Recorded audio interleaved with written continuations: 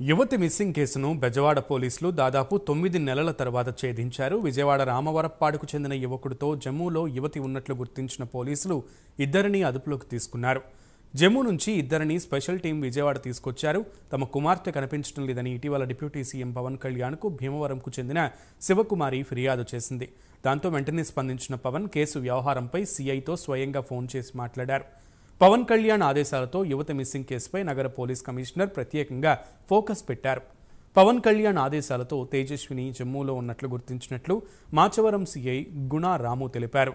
తేజస్విని పంపిన మెసేజ్ ఆధారంగా జమ్మూలోని గాంధీనగర్లో ఉన్నట్లు గుర్తించామని, ఇన్స్టాగ్రామ్ ఆధారంగా సైబర్ క్రైమ్ పోలీసులు జమ్మూ వెళ్లినట్లు తెలిపారు. అక్కడి పోలీసుల సహకారంతో తేజస్విని తీసుకురాగలిగినట్లుగా సీఐ గుణారాము వివరించారు. తేజస్విని ఇచ్చిన స్టేట్మెంట్ ఆధారంగా అంజద్పై కేసు నమోదు చేశామన్నారు. 366 సెక్షన్ కింద నాన్ బెయిలబుల్ కేసు నమోదు చేసినట్లు చెప్పారు. నిందితుడిని కోర్టులో హాజరుపరచనున్నారు. తనని బలవంతంగా తీసుకెళ్లాడని తేజస్విని స్టేట్మెంట్లో చెప్పినట్లు పోలీసులు వివరించారు. నెల రోజుల పాటు తనని చిత్రహింసలకు గురిచేశాడని తేజస్విని చెప్పిందన్నారు. నిందితుడు అంజద్ గతంలో కూడా ఒక యువతిని మోసం చేసినట్లు గుర్తించామన్నారు సీఐ గుణబరాం. నమస్తే అండి, నా పేరు శివకుమారి అండి. తేజస్విని అనే పాపని మిస్సింగ్ కేసు కింద మేము సార్ని కలవడం, డిప్యూటీ సీఎం పవన్ సార్ని కలవడం జరిగిందండి. ఆ సారు ఇన్ని నెలల నుంచి కూడా ట్రేస్ అవటం ఉంది. సారు దృష్టిలోకి వెళ్ళిన తర్వాత మా పాపని ఈరోజు మా దగ్గర చేర్చుకోతున్నారండి. సార్కి ఎంత రుణపడి ఉన్నామంటే చాలా రుణపడి ఉన్నామండి. అలాగే CP sir, CA sir, Shivaji సార్కి చాలా ధన్యవాదాలు చెప్తున్నానండి. ఇంత తొందరగా నా బాబుని ట్రేస్ అవుట్ చేసి నా దగ్గరికి చేర్చుకోతున్నారండి. చాలా థ్యాంక్స్ అండి. అసలు నేను చెప్పలేదండి. ఇన్ని సంవత్సరాల నుంచి నేను పెంచుకున్నాను నా బాబుని. ఒకడు ట్రాప్ చేసి లవ్ జిహాద్ పేరుతోటి నా పాపని ట్రాప్ చేశాడు. సార్ తొందరగా స్పందించారు. హిందువుల పిల్లల్ని ఇలా ట్రాప్ చేసి ఇలా తీసుకెళ్ళి లవ్ జిహాద్ పేరు మీద ఇంకొక 2 days అయితే కనుక నా పిల్లలు నాకు తగ్గేది కాదు. నిన్న నా పాప స్పందించింది, ఇన్స్టాగ్రామ్ మెసేజ్ పెట్టింది, అమ్మ నన్ను కాపాడు, నేను బతకను, నేను చచ్చిపోతాను, నన్ను ఇంకా బ్రతకనివ్వడమ్మా అని చెప్పిందండి. బయటికి రాకుండా చూడాలి. ఇదివరకే 2 పిల్లల్ని తీసుకెళ్ళాడండి. ఆ పిల్లలు ఇది నాది 3వ పిల్లండి. అది అమ్మేయడానికి ప్రయత్నించాడంటండి, పిల్ల తప్పించుకొని.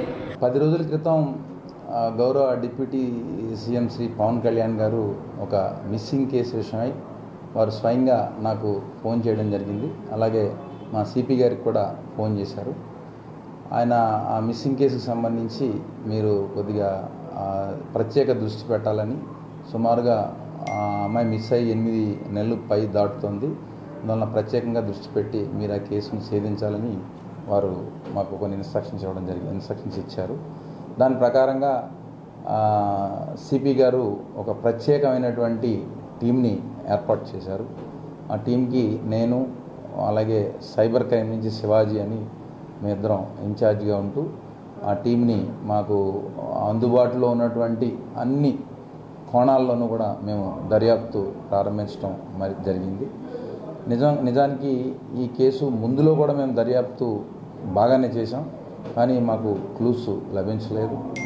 అదేవిధంగా మన డిప్యూటీ సీఎం గారి దగ్గరికి వెళ్ళడానికి సుమారుగా 5-6 రోజుల ముందు నేను ఈ శివకుమారి అంటే మిస్సింగ్ అమ్మాయి ఎవరైతే ఉన్నారో వాళ్ళ మదర్ని, వాళ్ళ సిస్టర్ని తీసుకొని మేము సైబర్ క్రైమ్కి వెళ్ళి మేము ఆ రోజు నుంచే యాక్చువల్గా ఈ కేసుని మళ్ళీ 0 లెవెల్ నుంచి స్టార్ట్ చేసాం.